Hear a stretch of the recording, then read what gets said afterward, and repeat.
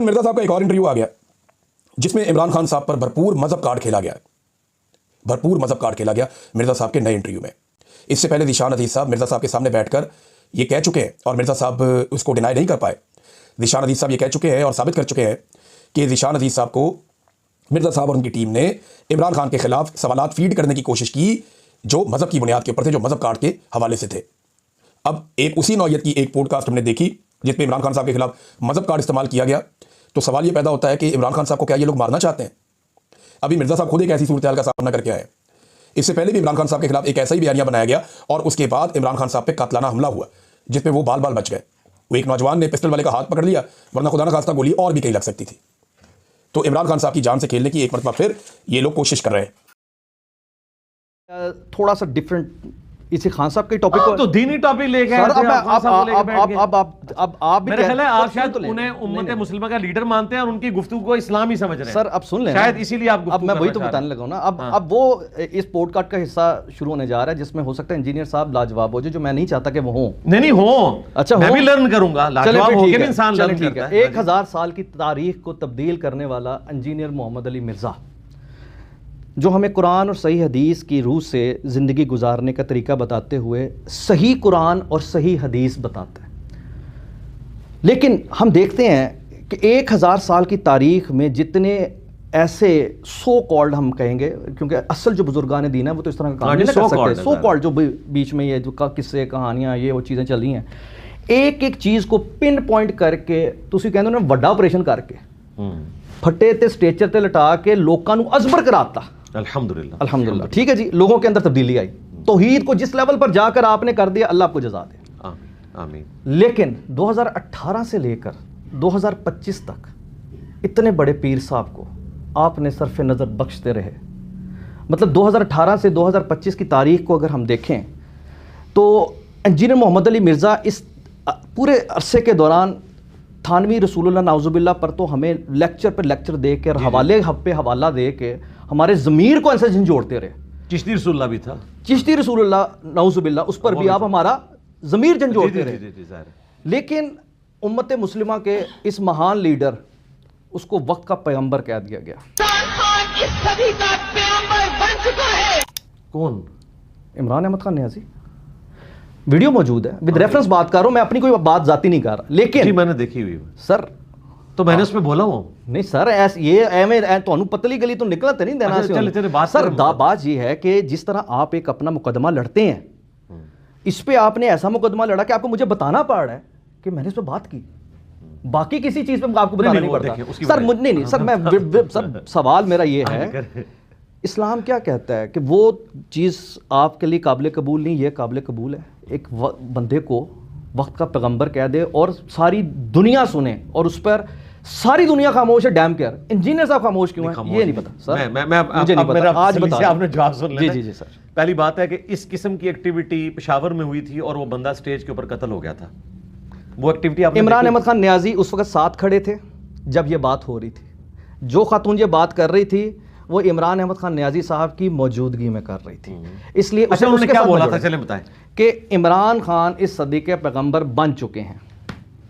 کس چیز کے پیغمبر؟ سر مجھے کیا پتا سر، ہماری تو ایک عام سی سوچ ہے نا، ہم تو آپ نے ابھی میرے پہ الزام لگایا کہ آپ اسے اتنا بڑا مہان سمجھتے ہیں کہ آپ اسی کی بات کو اسلام سمجھتے ہیں، تو سر یہ بات ہو چکی ہے، اسی کی بات کو اسلام سمجھا جا رہا ہے۔ ایمان نہیں تھا اللہ میں، اللہ کو ہدایت کرتا ہوں، غلطی سوچ نے مجھے انسان بنا دیا۔ میں اپنے نبی صلی اللہ علیہ وسلم کی زندگی، ان کی سیرت سے آپ کو بھی آزاد کروں۔ جو اللہ نے 1,40,000 پیغمبر بھیجے تھے دنیا میں، حضرت عیسیٰ کا تو ہسٹری میں ذکر نہیں۔ میں سمجھتا تھا کہ اللہ مجھے بھی ایک مشکل وقت سے گزار ہے، میری تیاری کروا رہا ہے جس طرح اس نے نبی کی تیاری کروائی۔ جب نماز کے بعد عید ملے تو کان میں کہے حقیقی آزادی کی جنگ لڑنی ہے ہم نے۔ پوچھے گا اللہ آپ سے، کیا آپ نے ایک امپورٹڈ حکومت کے خلاف جدوجہد کی؟ ساری قوم کو میں آج کہہ رہا ہوں کہ ہم سب نکلیں گے، ابھی سے آپ اپنی تیاری کریں، کیونکہ اب اگر ہم نہ نکلے تو اور چھوڑے، اللہ معاف نہیں کرے گا ہم۔ اچھا، اگر تو وہ پیامبر انہوں نے اس سینس میں کہا ہے جو کہ سمجھا جاتا ہے اور فتویٰ بی سی پہ ہے، ٹھیک ہے، دیکھیں احمد بریلوی صاحب نے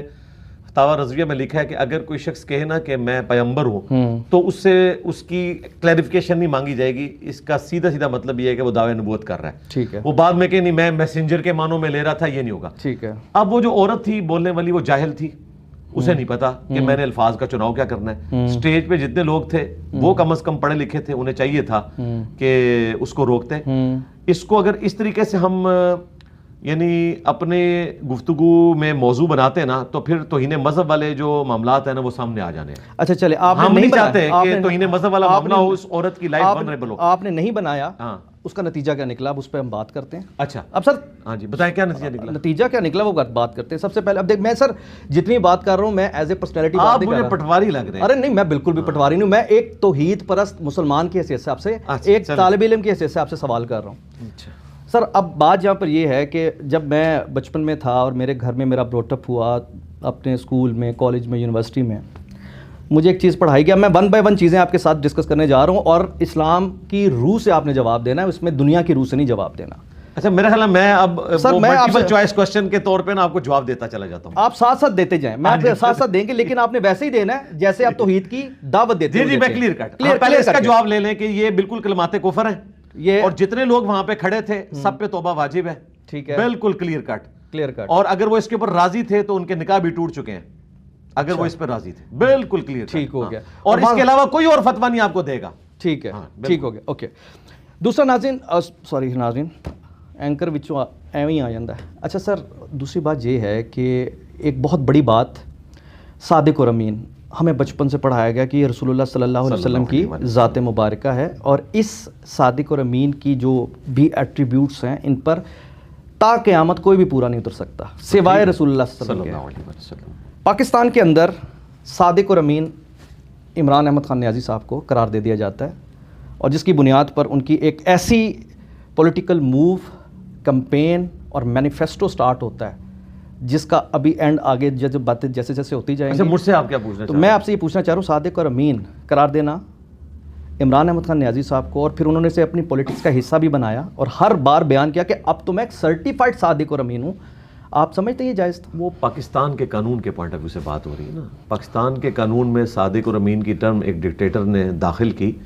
اس ٹرم سے مراد وہ نہیں ہے, اگرچہ یہ الفاظ وہ یوز کیے گئے, ٹرو معنوں میں تو کوئی نہیں ہو سکتا. اب دیکھیں نبی الاسلام کے لیے آیا وَأَنَا أَوَّلُ الْمُسْلِمِينَ. ٹھیک ٹھیک ہے, تو مسلم تو ہم بھی ہیں, لیکن ظاہر زمین و اسمان کا فرق ہے. لیکن سر یہ تو اب آپ نا, اچھا یہ جو ٹرمز ہیں نا, میں آپ کو بتاؤں, ٹرمز جو ڈیوائز کی گئی ہیں نا, ان ٹرمز کو ڈیوائز کرنے والوں کو چاہیے تھا کہ کوئی ایسی ٹرم ڈیوائز کرتے. میں انجینئر صاحب سے جاننا چاہ رہا ہوں سر, میں ایکچولی نا ادھر ادھر کی باتیں اس لیے نہیں, کیونکہ اس طرح کے جو توجیہات پھر آپ مجھ سے ڈائریکٹ یہ پوچھیں سر, میں سر توجیہات کہ 100% کو صادق اور امین ہو سکتا ہے. نہیں سر, میں میں بالکل یہ نہیں پوچھ رہا. وہ تو میں بھی نہیں ہوں, میں بالکل بھی یہ نہیں پوچھ رہا, میں بالکل بھی یہ نہیں پوچھ رہا. میں یہ بتانا چاہ رہا ہوں کہ صادق اور امین ڈکلیئر کرانے کا نتیجہ یہ نکلا کہ لوگوں نے انہیں ایک ایسا درجہ دے دیا کہ وہ اب قبر کے اندر بھی اگر حساب ہوگا, ان کی ہر تقریر کے اندر اللہ قیامت والے دن پوچھے گا کہ حقیقی آزادی میں تم نے ساتھ دیا نہیں دیا, جس کی وجہ سے ہمیں یہ بہت سارے ایسے مناظر ملے کہ یہ اب ہمارا دینی فریضہ بن گیا. کیا عمران خان صاحب کی تحریک کا حصہ بننا ایک دینی فریضہ ہے؟ کیا کل اللہ کی عدالت میں ہم سے پوچھا جائے گا؟ یہ میں آپ سے پوچھنا چاہ رہا ہوں. نہیں یہ جذباتی باتیں یہ ہمیشہ لوگ کرتے ہیں. آپ کیوں خاموش رہے؟ دیکھیں میں تو ہمیشہ بولتا رہوں کہ مذہبی ٹچ نہ دیں, مذہبی ٹچ نہ دیں, دین کو بیچ میں. اتنا پیار جب تحریک انصاف آتی ہے, میرے خیال سے پاکستان تحریک انصاف جتنی بھی پاکستان کی مذہبی جاتے ہیں سب سے زیادہ بڑی مذہبی جماعت ہے. جتنا اسلامک ٹچ مذہبی جماعت سر, جتنا بڑا اسلامک ٹچ انہوں نے استعمال کیا, اتنا تو جماعت اسلامی نہیں کر سکی, اتنا تو JUIF نہیں کر سکی. مشن نور, مشن نور, مشن نور, انقلاب کی طرف پہلا بڑا قدم مشن نور, مشن نور, مشن نور, مشن نور, مشن نور. نہیں ضیاء الحق صاحب نے اس سے زیادہ کیا تھا. سر وہ اس وقت میں تھا نہیں نا, ابھی تو میں دیکھ رہا ہوں نا. اب میں آپ سے یہی غلط کیا, یہ غلط کیا, بالکل میں کنڈیم کرتا ہوں. ٹھیک ہے, اوکے فائن. مذہب جیسا ایک متبرک میں یہ امید کے ساتھ اس کو سیاست کے لیے نہیں استعمال. نہیں ابھی تو سٹارٹ ہوا ہے سر, ابھی تو سٹارٹ ہوا ہے.